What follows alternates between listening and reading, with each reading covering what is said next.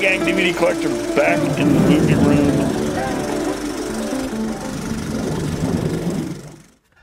Hey gang, welcome back to kind of a different video. We have, man, it's hot in here. We have a, if you've been watching for a while, at the beginning of this series of the Day in the Life of Me, I told you about a story that I had that is so fucking weird. It's not even funny. It's a story about last oh man, it was sometime last fall. Ian came over to visit. Wasn't a traditional visit. We were going to meet up in New York. His plane landed in New York. It was cheaper to land there. And we were going to drive cross country for, just so he could see as much of the States as possible. And go to Hollywood together. We're both movie buffs, so that way we could see some of the big things in movies, to do with movies. And we made all these plans. Everything worked out. Ian, of course, flew over. Now, his story is so outrageous, you probably won't believe it. As a matter of fact, you probably don't need to believe it. It doesn't matter. It's all 100% true. All of it. It all started one fall day, just like I said, back in the fall. Ian, who is my friend, probably my best friend, for a couple different reasons. We met on YouTube, and we have a lot of the same interests. And we're both giant, miserable assholes that nobody else likes. So we're kind of alone. We bounce off each other a little bit. But anyway, they made plans to come. He came. We decided to drive cross country to get the best out of his trip. And what's a better way to do that than road trip, right? Everybody loves a road trip. I was picking him up in New York, like I said. I had plotted a course a couple days ahead to go the best way to go across country and to see the same amount. Now, if you see me looking down, I do have notes here because I want to hit the high points of the story because it happened last year, and I don't want to leave anything out. So,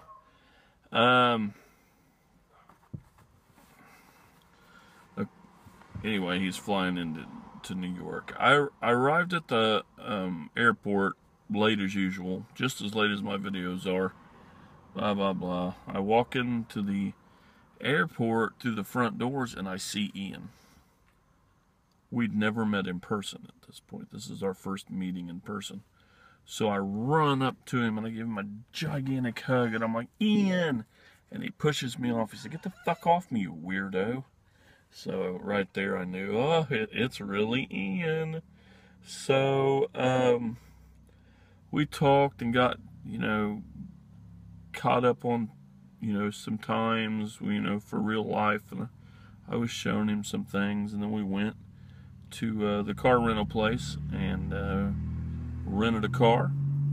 Decided we were going to drive cross country with a rental car. That way, when we got there, Ian could fly home.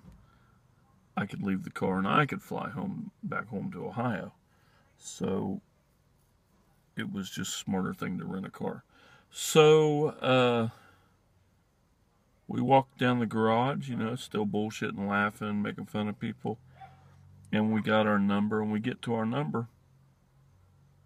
And I look down, and I'm like, I just paid all that money for a 1987 Ford Escort. I mean, a 1987 car. That's 87, 97, 2007, 2017. This car's 30 fucking years old. His car is roughly 6 years older, or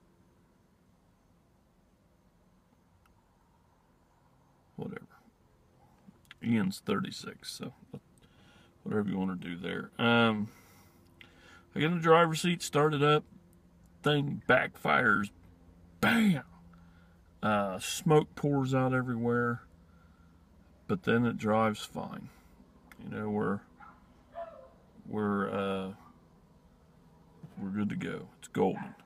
We pull out of the parking lot, and I decide, hey, I'm going to treat Ian to some American fast food.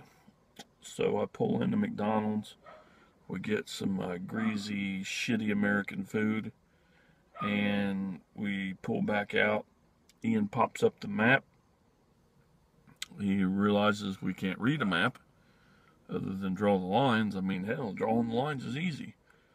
But I'm in the city. How the fuck do we get out of this city? So we decide, hey, let's turn one of our phones into a GPS. So we do that.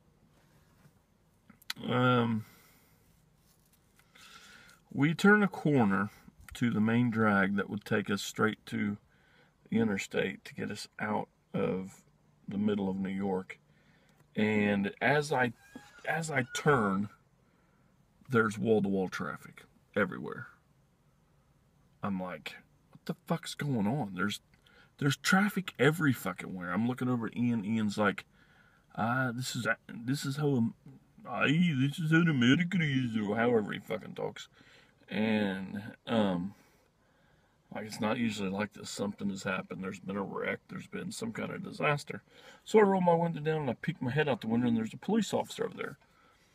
I said, hey, yeah, what's going on? And he comes walking up to me, and he's like, there was a 30-foot gorilla fell off that building and crashed. It's taking up a whole block. What? Start laughing at him, and Ian's like, what'd he say? I said, there's a 30-foot gorilla fell off the building, and it's taking up that whole block. We fucking start laughing so damn hard that this cop walks away. He's in total disgust. So I look, and I notice, there's a parking lot right there. So I back up, pull in this parking lot, and get back on the road. It's a different road though, and it's very, very dark. It's not well lit whatsoever. So we follow the GPS. It takes us, like I said, down this shitty back street. Just flickered lights, and you can tell there's a couple bars down there, and no real cars or nothing.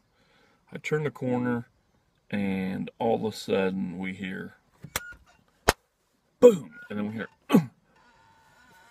and I look over at Ian. I'm like, what the fuck was that? And he's like, I don't know. I think we hit something. I said, yeah, I think we hit something too. And I look at my mirror, and I see some feet. I'm like, oh my God, we hit feet. I said, okay, what do we do now? So I get out of the car, Ian gets out of the car, and of course I walk back there, turn the corner, there's a man laying there. We've now killed a man. Technically I killed a man, I'm driving the car. I get a glimpse of him, and I'm like, what?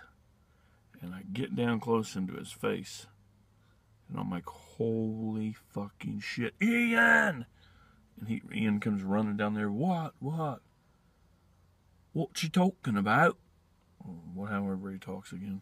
And he takes, he stops and he looks down and he goes, holy shit, you killed Clint Eastwood. And I swear to God, at that moment our hearts stopped. I was a combat medic in a combat lifesaver in the Army. I, no first aid, CPR, so I get down there, He's gone. There's no heartbeat, no breathing, no nothing. The only thing we have is Clint Eastwood, a legend, laying on the ground in front of us. So, I look at Ian and I'm not. I don't think of things like this real quick. I'm like, oh, I'm stressing. My anxiety's through the roof. I'm like, what do we do? What do we do? What do we do? And he's trying to have to deal with me. Plus, we have a dead superstar on the floor. And Ian's like, get yourself together, man. You know, let's put him in the trunk. And I'm like, put him in the trunk? He goes, well, we can't leave him here. So we grab him and we put him in the trunk. Close the door. We're like, we need a plan. We need a plan right now. So we drive out of this shitty neighborhood, and when we get out of the neighborhood, we find the highway. When we get off on the highway, and we stop at the first rest area we're at. We bounce ideas off each other like, oh man, what the hell? And all of a sudden, Ian pops out. Got an idea. It's fixed. I'm like, what do we do? What do we do? And Ian's like, we'll still do our road trip. We'll go to California. We'll go to his house. I'm sure we can find his house. We'll drop him off in the back of his house. Pretend like he's got a hit and run. Hopefully there's mailbox or something. We can pretend he was getting the paper and somebody hit him and didn't stop. And we're done. We're good to go. So we get back in the, or we're in the car, or start the car up, and I was like, you're a fucking genius, dude. So I back up and we head back on the highway. That's part one. There's another part tomorrow. This is probably going to take me 3 parts because this is such a fucked up story. Because not only are we taking Clint Eastwood back to his home and dropping off his dead carcass on there, we're also run into all kind of dumb shit along the way, and it's a miserable ride. So stay tuned. I'll be back tomorrow to tell you part 2. Ian really doesn't know that I'm telling this story. I just decided to, you know what, this is going to be super awesome to let everybody know, because it really is a good story. So with that, I'll let you go tonight, and I'll be back tomorrow with part 2. I hope you enjoy it as much as we did. So until later. Game over, man.